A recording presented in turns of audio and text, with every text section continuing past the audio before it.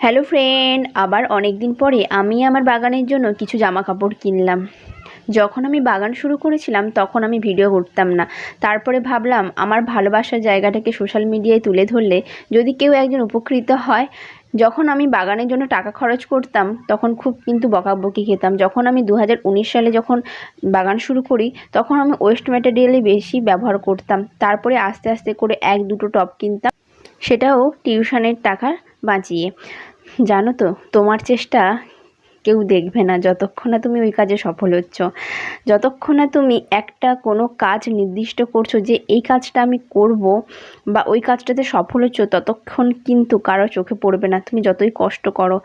যখন আমি বাগান শুরু করেছিলাম তখন আমার বাগানে এত গাছ ছিল না, আস্তে আস্তে করে এক দুটো করে অনেক গাছ হয়ে গেছে।